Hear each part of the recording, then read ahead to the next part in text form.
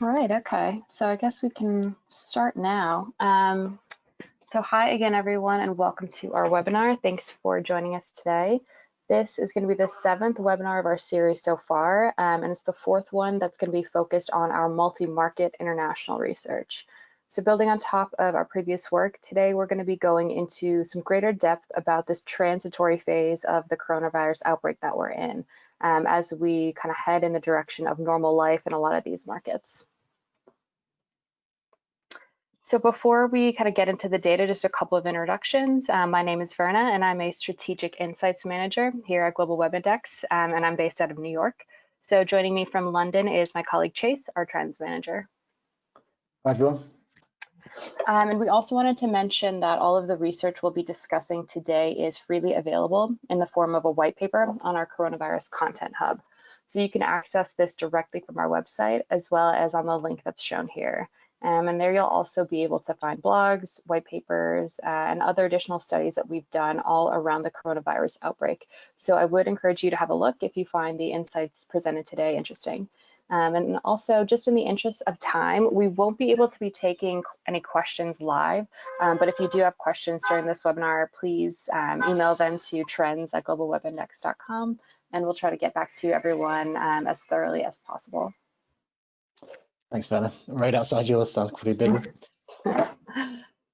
So on the agenda for today, we're going to be looking at the consumer perspectives during the latter part of the transitory phase, and we're going to be doing that through a few different themes that have continued to crop up. And we're going to really examine how those themes manifest themselves across all kinds of verticals and industries. First, we're going to look at how consumer concerns are shifting over time and the impact that this has had on their purchasing habits. We're also going to consider the discrepancy between what consumers want and what they'll actually do once life returns to normal. Then we're going to address the implications of the new stay in or stay local consumer mentality in the post-COVID world. And finally, we're going to wrap up by giving you some food for thought on sustainability and how the pandemic has really made us more aware of our personal footprint. Cool, thanks, Chase. But before we dive into the research, we just want to give you all a brief overview into who we are here at GWI, just so that you have a sense of our research methodology and really just where the data is coming from. So for those of you who are not familiar with us, Global Web Index is a market research company that provides consumer insight to leading brands, marketing agencies, and media organizations worldwide. So we're home to the world's largest ongoing survey on the digital consumer, and we have the largest panel of consumers globally at 22 million people across 46 different markets. And this research is representative of about 2 billion internet users worldwide. So we make this data available through an intuitive subscription-based platform, allowing teams to dive in and really cross-analyze their audiences to understand their behaviors, their attitudes, their interests, their media consumption habits, how they engage with brands, and more. That's right. And in addition to that main product, we also run a lot of dedicated custom research across all different types of topics and markets as well. So the insights we're going to be discussing with you today were taken from a custom research study that we recently ran across 20 different markets around the world. We polled over 17,000 respondents aged 16 to 64 across these markets. And the fieldwork was conducted between the 19th to the 26th of May. Now, as this is actually the 4th global study we've done on the coronavirus, we're also going to be referencing some of the figures from those 3 earlier studies to show patterns and changes in consumer behavior across these past 2 months or so. So to kick things off, we're going to set the scene a little bit first and look at where we are now in terms of the coronavirus cycle and how those changing consumer sentiments are being impacted by spending habits, or impacting their spending habits, sorry. So this idea of a new normal is the main thing we're going to be unpacking in this webinar. And by looking at this chart, we might think that things are moving towards an area where we'd hoped it would be. Active cases have begun sliding in many parts of Europe, and they've actually dropped below 100 in places like China and Hong Kong, while the UK marked its lowest death rate since lockdown began. New Zealand actually reported they are virus-free just in the last less than a week as well. And concern levels are really reflecting this. China's figures have stood out across all 4 of our waves as being really low. And now only 17% are extremely or very concerned about the national situation in China. Brazil is the only market where concern for the country's situation has increased since April. And this can be easily explained as in terms of active cases, Brazil is currently just behind the US, and many Brazilians have been dissatisfied with the president's response to the crisis. This is further evidence that Latin America is now moving towards the new epicenter of the pandemic. So concern for the world has always been higher as well, but levels have either remained stable or dropped across all markets, most notably in Japan and Canada. As we've mentioned in past webinars, Japanese sentiment in earlier waves was influenced by the postponement of the Olympics, among other things, and this frustration seems to have leveled out over time, which is a reality shared by other countries as well that are now easing their lockdown measures. The fading anger toward political leaders and rules feeds into concern levels and helps explain that overall decline. But by the same token, less unease towards the global outcome has a lot to do with media reports showing declining figures and loosening restrictions around the world. But the important takeaway is that concern levels are dropping, and they look like they're actually approaching a new phase and fairly quickly as well. Exactly. So it just shows how easy it is to get ahead of ourselves. So it's true that things are dropping, but worth remembering is that a significant part of many populations are still extremely or very concerned about the way that things are. And a second wave really could be around the corner in a lot of places. So we're still pretty far from normal right now, and we're going to see that in the next slide and how the situation really is anything but clear cut.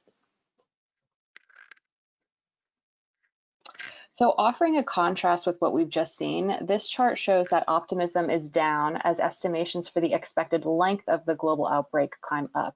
So concern levels only show one part of the whole picture. We can't say that a new normal is close at hand just because people are less alarmed than they were during the more acute phase. It's more likely that people now understand the full implications of this global pandemic, and they've accepted that things are going to take a longer time to fully recover than anyone really anticipated. So following the pattern we've already laid out, optimism levels are much higher when discussing confidence in people's own countries versus for the rest of the world. So broadly speaking, 67% of people are optimistic that their own country will overcome the outbreak. However, we need to take this with a pinch of salt, as countries like China are going to drive this average up. And as we know, they've undergone the crisis and the recovery much faster than any other place in the world. Optimism falls to a low of 12% in Japan and 24% in Brazil, with other places like Spain and France remaining below 40%. So we're now going to look at how these concern and optimism levels manifest themselves in attitudes towards spending. And again, we're going to see a similar pattern being played out. There's no straightforward path to any kind of normalcy phase. Consumers are conflicted, and there's clearly 2 sides to this particular coin. So as we can see in this chart, like concern for the global and national situation, financial worries are also beginning to sink in now. At least on an individual level, they have dropped as low as levels we first saw in mid-March, with the national figures also beginning to slip, which is pretty great news for brands. Of all the markets we track, only Brazil, the Philippines, and the US show declines in positivity towards personal finances since the last wave, and these are only slight as well. Now, age differences are definitely worth mentioning. Our youngest cohort, Gen Z, are the most concerned about the pandemic's impact on their personal finances, and almost half predict a big or dramatic impact on this aspect of their lives. This declines with age, which is influenced by youngsters being more likely to be in hospitality or gig work, and therefore less likely to have job security and a disposable income. And it's these people who are really going to be defined by this pandemic and the economic consequences of that moving forwards. In the long term, the looming recession and its consequences are going to change the life chances and outlook of this generation the most, as was the case with millennials, who felt the worst effects of the 2008 financial crisis. But in the short term, numbers have dropped since the last wave across all age groups, and most noticeably among millennials. Now that leads us to assume that people will start relaxing their guards, spurring a return to a more familiar pre-crisis attitudes towards spending, perhaps, but this hasn't really been the case so far. Yeah, and this actually confirms predictions we made in our last webinar, which is that revenge spending was not going to be on the cards anytime soon. But we hadn't factored an improvement in individual and national financial prospects into that, which just hammers home how much it's going to take to really put spending wheels into motion again. So the figures on the last slide are definitely a step in the right direction where brands are concerned, but they shouldn't get too excited. So the idea that people would make use of excess funds and start spending frivolously was thrown around when restrictions started easing. But our data shows that conservative estimates often measure up better.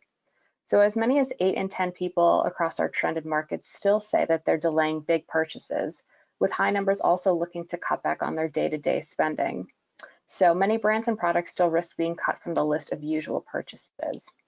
On a more positive note, people are making more of companies' financial offerings as they remain very aware of how much they're spending and decide between brands when looking to make cuts. So 4 out of 10 people are waiting for promotions and discounts, and almost a third are looking for cheaper versions of products, and a fifth are now seeking flexible payment options. So going forward, financial incentives will definitely be key when encouraging people to loosen the grip on their purse strings, which hasn't slackened since our last wave of research, despite clear drops in individual financial concerns.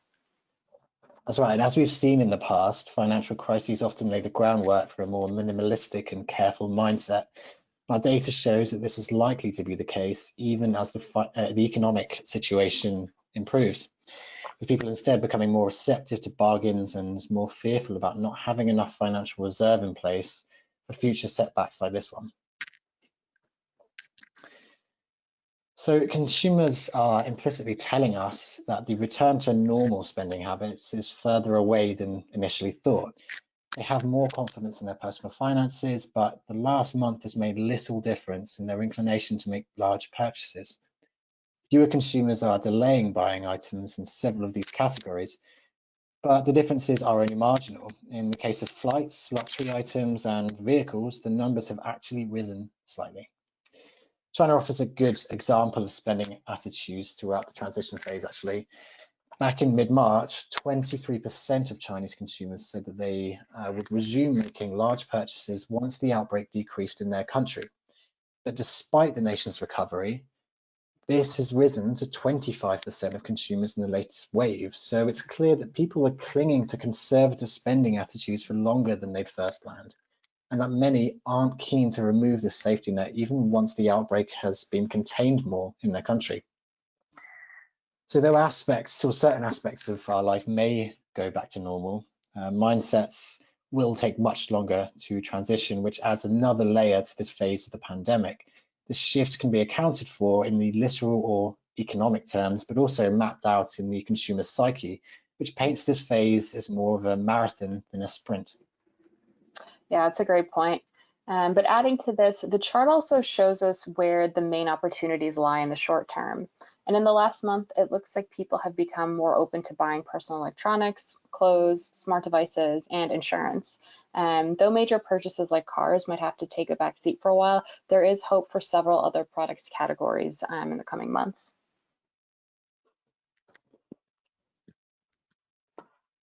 So to end this section on a more optimistic note, we can see that many people who are still delaying the following purchases continue to prioritize them as their first post-outbreak buys. So in both waves 3 and 4, around 6 out of 10 of those who were delaying purchases said they would resume buying when the outbreak was over or begin to decrease in their country. As we've already suggested, this may not end up being the case, but these numbers show that many consumers still hold these purchases in the back of their minds. So brands therefore need to frame these items as must-haves or essentials in order to unlock consumer spending. Recent research indicates that smartphone sales have plunged massively during the pandemic, and Samsung actually said that it expects smartphone and TV sales to decline significantly this season due to the coronavirus. However, people are opening up to buying personal electronics, and oftentimes they just need a little bit more persuasion. So when the smartphone brand Xiaomi asked the Indian government to give smartphones the essentials tag during the lockdown and allow them to continue selling, it was making the case that electronics fulfill a basic and essential consumer need. I think access to the internet especially does fulfill that need. You know, we consider it more of a utility now than as a nice to have item. And getting this message across is going to be very beneficial for brands hoping to really turn the tide of these predictions in what is looking to be a very, very long transition period. So we know that we've moved well into this transitory phase of the pandemic, and we also know that unfortunately the transition is going to take a lot longer than anyone expected. Thinking about normality is interesting because it's such a multi-phased state to reach, and we're really seeing this in government announcements across the world. Here in the UK at least, working out where you can go, who with, how long for, what you can do there, and what facilities you can use. With each stage of the lockdown easing is actually like working out the rules to a new game or something. So it's not as if one day shops are closed, bars are closed, everyone is working from home, etc. And the next day, all of a sudden, we're just back in action. In fact, one pandemic expert recently predicted that it'll take 3 years to get back to normal. And 35% of small businesses surveyed by the Census Bureau don't think business will be back to normal for more than 6 months. So the line between our COVID-19 transition and normal life has blurred a bit, resulting in some things like wearing face masks potentially becoming more normal than not. And in the true normal future, that really could be something quite big. And we'll look at some of these emerging signals of normality now. Thanks, Chase. That's a good point. And one of the most obvious markers of normality that we can look at is the comfort level that people feel for going back to shops. So across all markets that we've looked at, we've seen an increase in people's sense that they want to return to shops either immediately or very quickly once these spaces reopen. So globally, and at an average level across these markets, there's been a 30% growth in this attitude across our two most recent waves of research, so between wave 3 and wave 4. Now, when you look at this on a market by market basis, the story of localization becomes really obvious. And it's really the local level of recovery that determines how confident we feel about returning to public spaces quickly.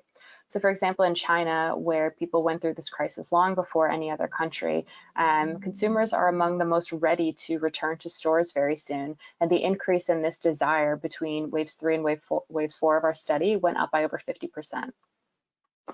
That's right, and you can just as easily look at markets like Germany and New Zealand as well. These countries are really swift to address the crisis and avoid a large-scale spread early on, which means they've been able to go back to normal much more quickly than countries like the US. And it's obvious in how they've really seen a significant growth in this confidence to go back to normal shopping again. That's definitely true. The US is an interesting one, I think, because of the huge variation among states. So some states were really quick to open up very high contact businesses like hairdressers, for example, whereas others are still trying to normalize how their public transit operates safely, like New York. So the variation in the US does make it a bit more of an interesting case to look at.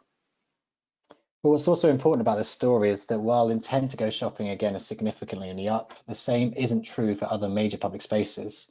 And this really speaks to people's priorities for normalization. So globally, over 60% of people say that they won't be returning to large indoor venues for a long time, sorry. And just under 60% won't return to large outdoor venues for a long time. Yeah, the prioritization aspect is really crucial to understand as businesses work on strategies to kind of safely normalize. And that's something we'll explore on the next slide as well.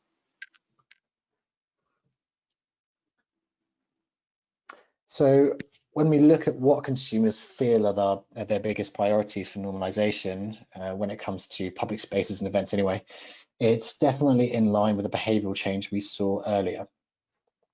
There's a kind of red, yellow, green stoplight approach to this, and businesses and brands are reopening generally have the green light, with nearly 60% of global consumers saying that this is an important thing for normalization to start. Now at the yellow level is bars and restaurants reopening, with just over 40% of people saying that this is important. But we see hesitation in sports. Only around 30% of global consumers say it's important for sporting leagues to start up again. Right, and this is very in line with consumers' own plans to go back to shopping quickly. So, as with everything, there are important market nuances to call out as well. So the sports one is interesting because in a lot of countries, sports leagues resuming is such a low priority compared to everything else. And this definitely is going to present some challenges for the sports entertainment industry generally, which we know has suffered a lot already. But then there are places like the US, Canada, Japan, India, and Germany where relative to other public spaces reopening, the demand for sports leagues to start up again is actually really high. That's right, and there's cultural factors that are at play here as well. These markets have huge sports fandoms. I mean, look at the size of the sports market in the US. Plus, Germany has been a real pioneer when it comes to sports during the outbreak. I'm sure a few listeners dialed in today have been watching the Bundesliga, which has made history by becoming the first league to play matches for completely empty stadiums. Yeah, it'll be interesting to see how other sports leagues inevitably follow suit. And speaking of cultural differences, our data definitely reinforces the importance of French food culture. So France, Belgium, and Australia are actually the only markets where it's nearly just as important that bars and restaurants reopen as it is for businesses to go back to normal.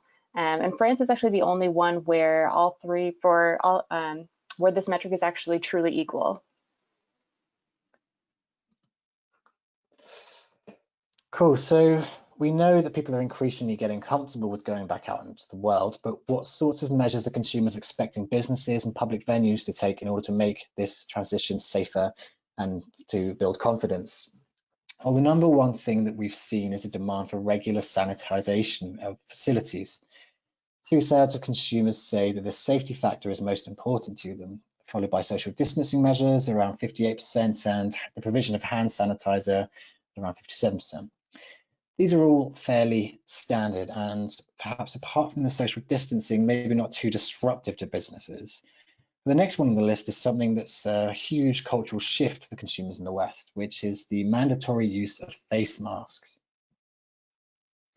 That's right, Chase. So our data shows that 53% of consumers globally feel that the mandatory use of face masks is important as public life starts to reopen. And as you alluded to, the use of face masks for preventing the spread of infection has long since been a widely accepted behavior in a lot of Asian markets. Consumers in this region have obviously lived through SARS and MERS and kind of other outbreaks after all. But in countries like the US, wearing face masks has always been a bit of an unusual concept. And that's why we're focusing a lot on this behavior. It's a very personal to how consumers change their own day-to-day lives. And when you look at the demand for a mandatory face mask policy in Western markets, it's as high as 47% in the US, 51% in France, and 61% in Spain, which is considerably higher than it actually even is in China right now. So this whole concept of a face mask accepting society all over the world, not just in Asia, is starting to become really important to consider. Yeah, and it also speaks to a lot to the lasting potential of face masks when we look at how universally appealing a mandatory face mask policy is across different audiences, not just different markets. So, for example, affluent consumers and Gen Zs are just as likely as average to want a mandatory face mask policy. And interestingly, image conscious consumers and fashionistas, people who are arguably more style obsessed, are even more likely than average to support this. That's right. So it really speaks to how the outbreak has shifted our priorities from style to safety. But that doesn't mean that we can't have both, right? And a lot of listeners will probably have seen some of the high fashion face masks that have started to crop up by different designers and retailers. Some of them being sold for as much as $100 or a couple $100 for really high-end face mask. So it just speaks to the fact that there is definitely a luxury market for everything, it seems, even face masks. And this is a good transition to looking at the role of brands as we move through various phases of normalizing. So there's a general trend and a really positive one that has emerged around brands advertising as normal. And our data shows that since we started asking the question of how much consumers approve or disapprove of brands advertising as normal back in wave 2 of our research, the sentiment has been steadily increasing. And now 56% of people globally approve of normal advertising. At the same time, the level of disapproval for normal brand advertising has actually been declining. And what's also interesting is that in certain markets, like the US, for example, what's also been declining is support for brands running coronavirus-inspired ads. Now we've all seen these types of ads, I'm sure, over the last couple of months, ads where brands show their support or caution people to stay inside, etc. And I think that this downward trend in, wanting to see coronavirus ads matched with this upward trend in support for normal ads really speaks to consumers' desires to normalize their lives. And it's also a really positive story, I think, for brands generally, but also for our own industry, for marketers, for ad planners, creative planners, agencies, et cetera. There's definitely a light at the end of the tunnel that we're starting to kind of see really emerging. For sure. And looking at the differences by market validates some of the same stories we've already seen. So in markets where the recovery has been faster, we're seeing bigger growth and support for normal advertising. New Zealand, which just under a week ago, as I mentioned, announced that is now virus-free, is a prime example of this. Since wave 2, the public support for normal advertising has grown by 66%. And in Japan as well, a country which managed to limit the outbreak quite well, this grew by 56%. The US is interesting. Obviously, we've seen a slight uptick in cases in the last week, but it's fairly low by comparison at only 11% growth. You did mention that the support for COVID-19 related advertising has been going down. Yeah, that's right. But I think that the US, as we've mentioned before, is kind of a unique case. So there's always a fairly high approval for businesses going on kind of as usual in the US. I mean, consumers in the US were more demanding of brands to just keep selling non-essential items during peak crisis time, and less demanding that they shift their businesses to produce essential items if possible. So I think a lot of it gets down to the fact that the US is and always really has been very pro-business and pro-enterprise when compared to some of these other countries that we track. And that becomes obvious in the way that they expect brands to react or potentially not react in times of crisis. They don't place quite the same level of responsibility, I think, on brands. It's really interesting. So next up, we'll be looking at how the transitory stage of the pandemic has impacted our everyday lives.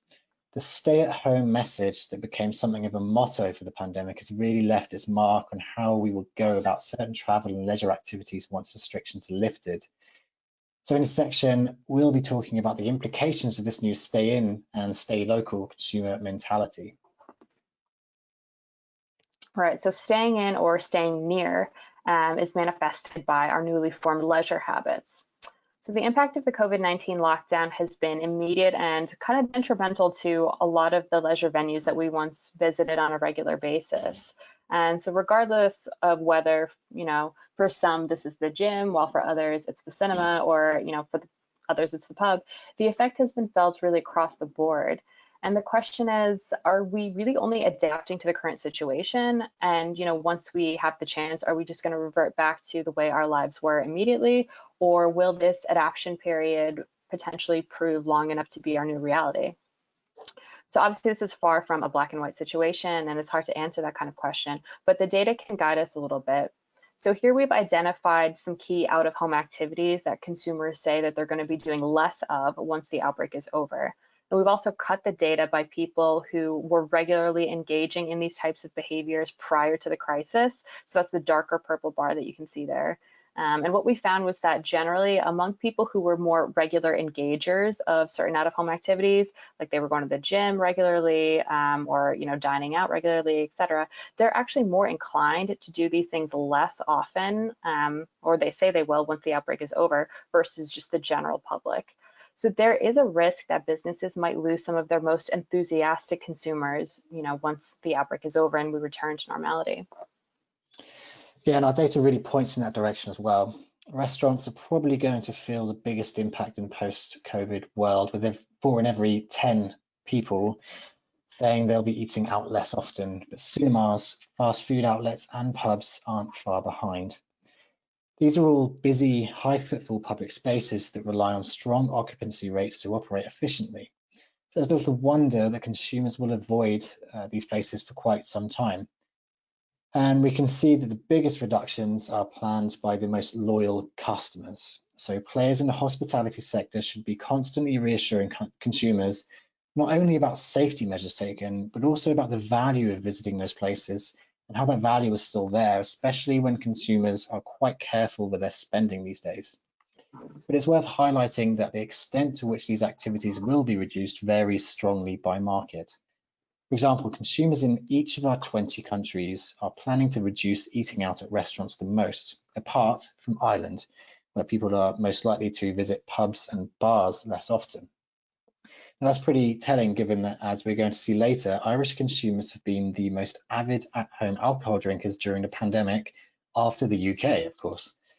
So drinking venues will also see lower footfall across Belgium, Italy, South Africa, Spain, and the UK, while those in North America and most parts of APAC, like Singapore, India, China, and Australia, are more likely to spend less time in the cinemas. Fast food outlets, especially in France and Poland, should brace for lower than usual traffic too.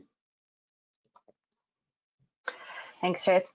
So it's only when we take into account our newly forming habits at home and how they're developing over time that I think we can fully appreciate the figures we explored on the previous slide. So if we look back to our research at the end of March, we can see that only 18% of people across the 17 countries we'd surveyed at the time said that they'll carry on cooking at home once the outbreak is over. Since then, the figure has actually grown 9 percentage points to 27% in late May. And similarly, we know that during the lockdown, home workouts were really, the norm. A lot of people live streaming classes and, ordering weights and resistance bands off of Amazon. However, it looks like this is actually going to persist to be the case for over half of consumers once the outbreak is over. So the fact that these consumer behaviors are showing an upward trend, even as a lot of countries are phasing out of lockdown, means that they may not be as short-lived as we initially thought, or they might not just be adaptive behaviors. They might be kind of sticking around for a while. Yeah, and it does look like these will be characteristic of the new landscape we find ourselves heading into. As we saw, this will have some serious implications for the leisure and hospitality industries. So, for example, consumers who were the biggest restaurant enthusiasts prior to the outbreak are 30% ahead of average for wanting to carry on cooking more at home.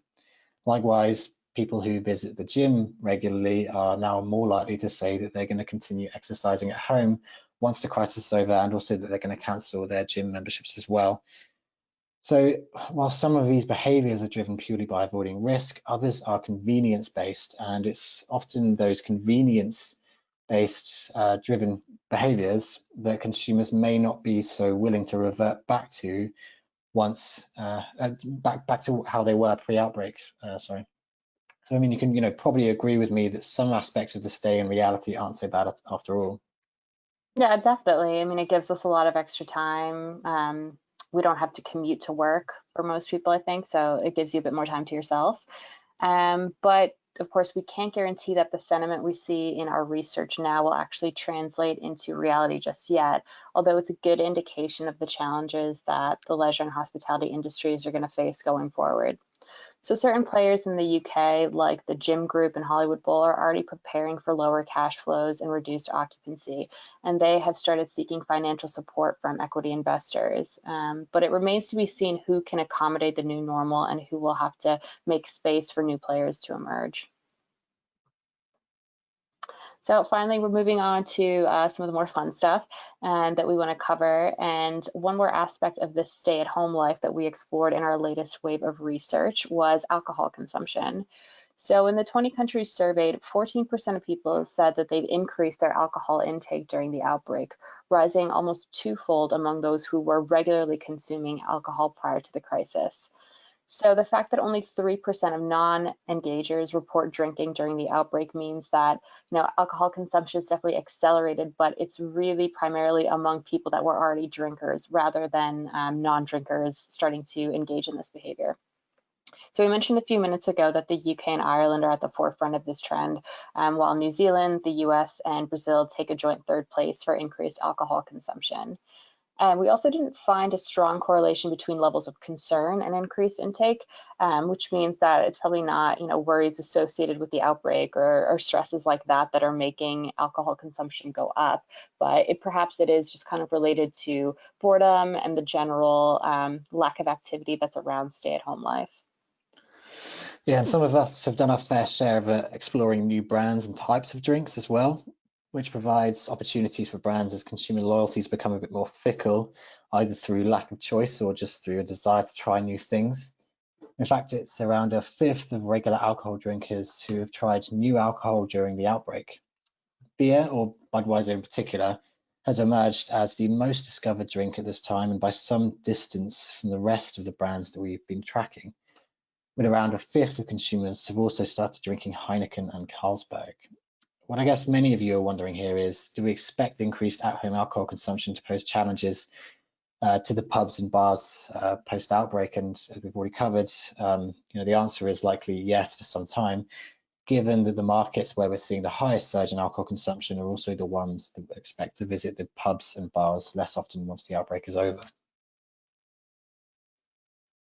Cool. So the new stay in, stay near mindset has fed the fire of another one. And for this last section, we're going to kind of switch gears a little bit and talk about sustainability.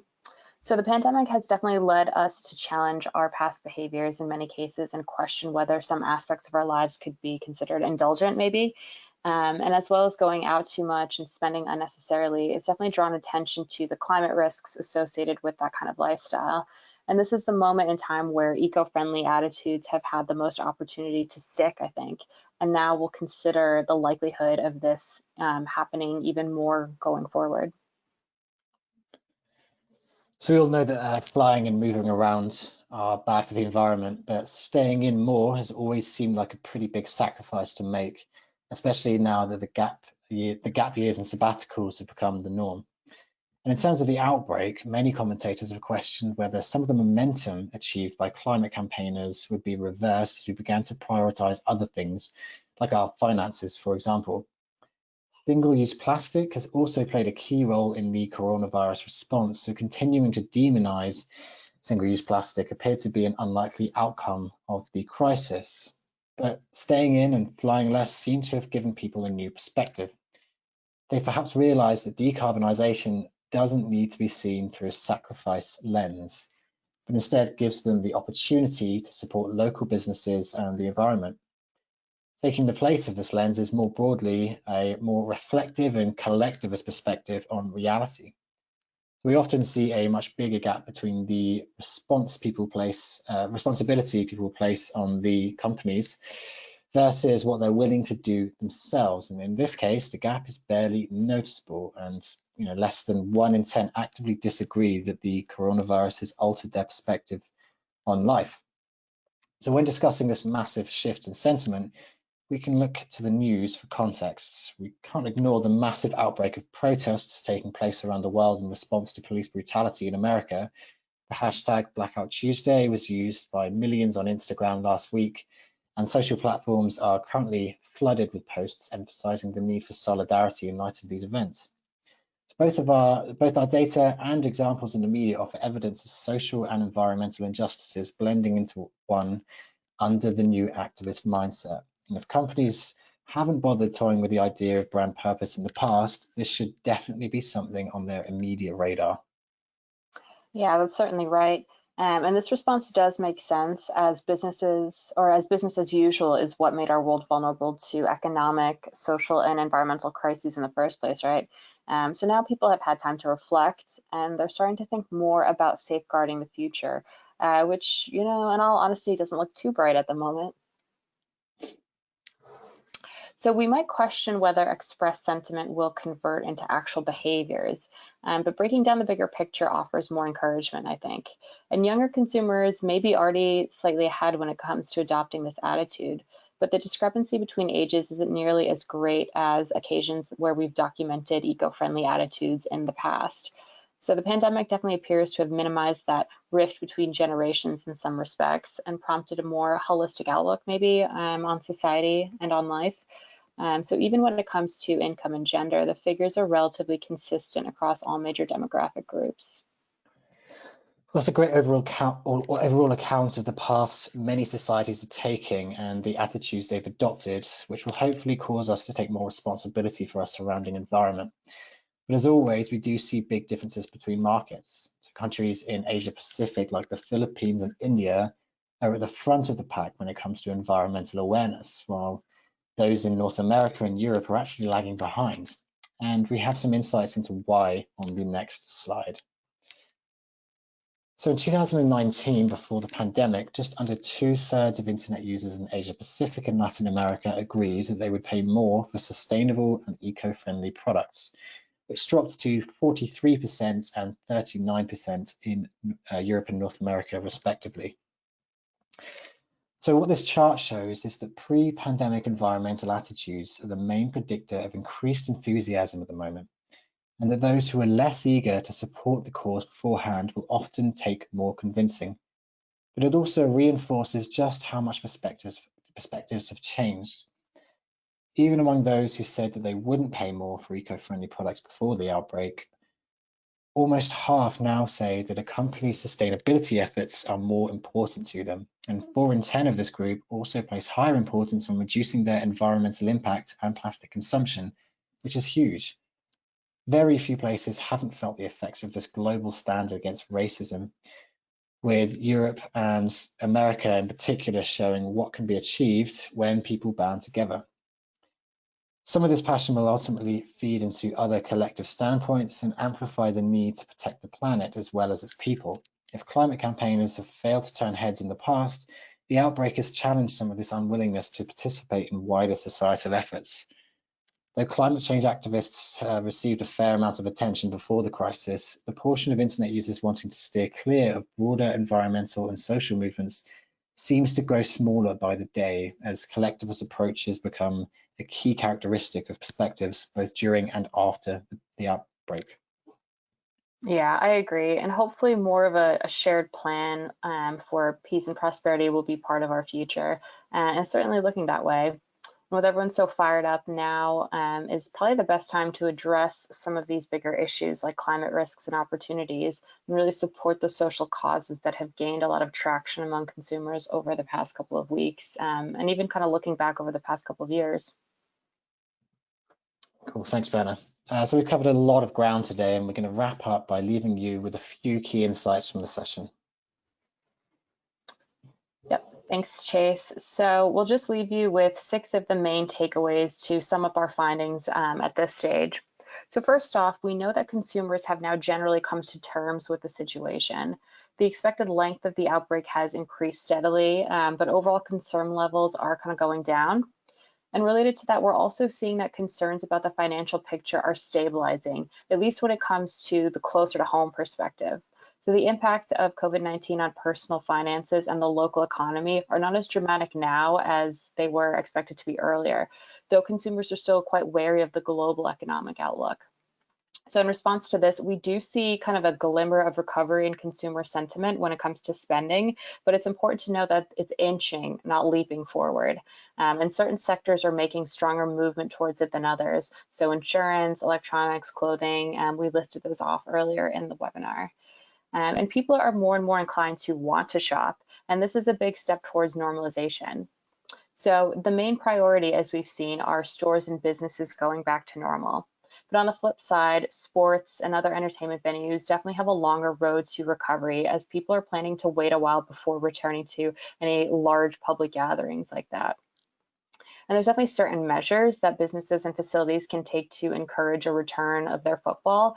However, and the level of importance that we're seeing consumers place on them suggests that things like stricter sanitization protocols or supplying hand sanitizer everywhere may become kind of normalized things long after we can all go back to work and stores and use public transit without fear. The concept of a more face mask accepting society is also one that we touched on and that we want to kind of watch, as there's really been a shift in attitudes in Western countries when it comes to valuing policies that make face masks mandatory. And it's something that we've never seen before in a lot of our places that we live in now. And lastly, we touched on a completely different area in our most recent study, all around sustainability. And anecdotally, we know that the pandemic has made us reflect on a lot of the big issues in our lives and our carbon footprint, and be a little bit more environmentally conscious, even not, if it was our intention, but just because we're staying in. But sustainability definitely is one of these issues that has picked up so much steam as a trend and as a consumer concern in recent years. And with the lockdown measures and with the kind of overall crisis around COVID-19, it looks like this has only been accelerated as something that consumers want to see and work towards. So definitely brands across all different industries should be paying attention to this one. Cool. So that was a really good roundup. Thanks, Verna. So that covers the content for this session today. I just want to quickly make everyone aware that this research is available for free on our platform to clients and also non-clients as well. So if you're interested in exploring this data for yourself, don't forget to sign up with a free account on our platform. And also we have our hub, which you can see the address for here. And that hub contains all of the research we're doing around coronavirus. So keep an eye on that in future. And we're going to be doing our best to answer any questions you have via email. We should be back in contact with you guys soon. So for any questions that you haven't asked during the session, you can also just direct them to our email address, trends@globalwebindex on the screen.com. And we're going to happily follow up with you guys for some more detailed questions. Cool. And just as a last note, we would really like to end this webinar on something positive, as we've been trying to do with all of our previous webinars. So obviously we're all in quite a lucky position here as we're able to be working from home and sharing content like this with you all. But obviously everything we've been talking about is linked to a massive global health crisis that's affecting people's health and their ability to provide for their families and the global economy and everything. So we have linked to a few charities here that are helping to make a difference. Feeding America, Heart to Heart International, those are two of my favorites. Chase, I think you added the Trussell Trust. That's right, yeah. We'd love to provide more charities here for, obviously this is a global pandemic, but obviously we can't fit all those in one slide. Cool. So yeah, thank you so much for joining, everyone. We hope that you have enjoyed and found all of the information here insightful. As Chase mentioned, we will be circulating this recording as well as the presentation to everybody in attendance and everybody who's registered. And watch out for any more insights to come your way from GWI on this topic, as well as others. Cool. Thanks very much for joining us, everybody.